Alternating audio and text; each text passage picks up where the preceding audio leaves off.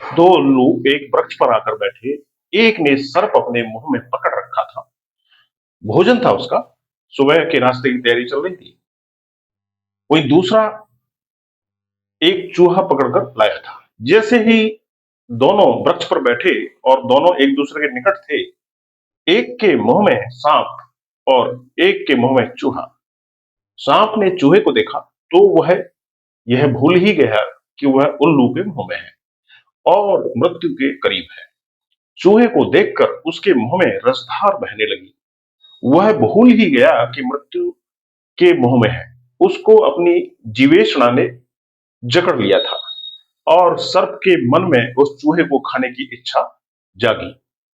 कैसी विडंबना है! भूख की उस सर्प को ये पता नहीं कि मैं भी इस चूहे की भांति किसी उल्लू रूपी काल के मुंह में पहले से बैठा हूं और यह काल मेरा थोड़ी ही देर में ग्रास बनाने वाला है। चूहे ने जैसे ही सांप को देखा, वह भयभीत हो गया। बुरी तरह से वह कांपने लगा। उस चूहे ने ये भी नहीं देखा कि जो स्वयं काल का ग्रास बनने वाला है, वो भला मुझे क्या मारेगा। किंतु मृत्यु का भय तो भयंकर होता ही है, किंतु उससे भी अधिक मृत्यु से होने वाला भय था जो चूहे को कंपित कर रहा था। वे दोनों उल्लू बड़े ही आश्चर्यचकित हो गए। एक दूसरे ने एक उल्लू ने दूसरे उल्लू से पूछा, भाई, इसका कुछ राज समझ में आया या नहीं? दूसरे ने कहा, बिल्कुल समझ में आ गया। जीभ के स्वाद की इच्छा इतनी प्रबल है कि सामने मृत्यु खड़ी हो तब भी दिखाई नहीं पड़ती। और यह भी समझ में आया कि भय मृत्यु से भी बड़ा भय है। मृत्यु सामने खड़ी है, उससे भी भयभीत नहीं है चूहा, लेकिन भय से भयभीत है कि कहीं सांप हमला न कर दे। मृत्यु से हम भयभीत नहीं हैं, हम भय से अधिक भयभीत हैं।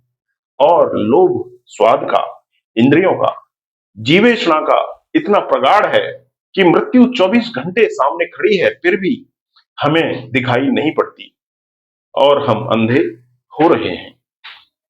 इस कहानी से एक विचित्र अर्थ हमारे सामने, हमारे हृदय पटल के सामने आता है कि समूचे संसार के प्राणी मृत्यु से भयभीत हैं, जबकि यह विचार करने का विषय है कि मृत्यु और काल दोनों ईश्वरीय सृष्टि में आते हैं, अर्थात भगवान ने इनकी रचना की है। और ये अटल सिद्धांत है कि जिसका सर्जन यानी रचना होता है, उसका विसर्जन यानी विनाश भी अवश्यंभावी होता है।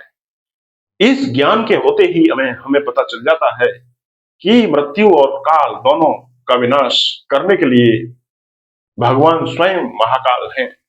मृत्यु अथवा काल रूप को नष्ट करने वाले हैं। अजर अमर आत्मा एवं नाम पर काल का कोई प्रभाव नहीं पड़ता, क्योंकि आत्मा कालातीत है। जिस प्रकार मरते हुए सांप को देखकर भी चूहा डर रहा था और सोच रहा था कि कहीं ये मुझे मार न दे, यही दशा संसार के संपूर्ण प्राणियों की है।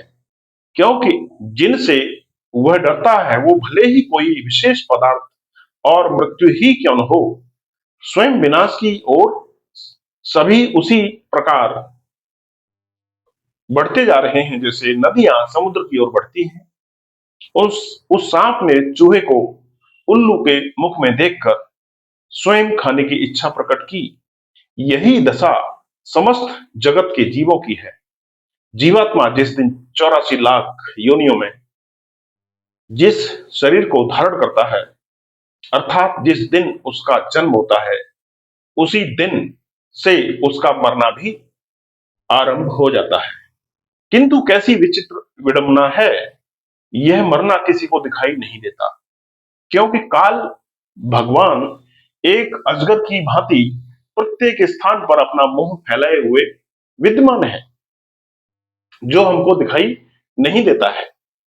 हम जिनको शरीर का विकास कहते हैं, वही वेदांत आदि ग्रंथों की दृष्टि में सबसे बड़ा विनाश है, क्योंकि काल के पास असंख्य बाण हैं, जिनसे जीवात्मा क्षण प्रतिक्षण मरता रहता है। इसलिए इस कहानी का आशय यही है कि वास्तविक अर्थ यही है कि चूहा और सर्प ही नहीं अपितु हमको भी अपनी मृत्यु दिखाई न देकर उसके भय से हम भयभीत हमेशा होते रहते हैं। इसका तो यही तात्पर्य हुआ कि मृत्यु उतनी भयंकर नहीं है जितना मृत्यु का भय भयंकर है।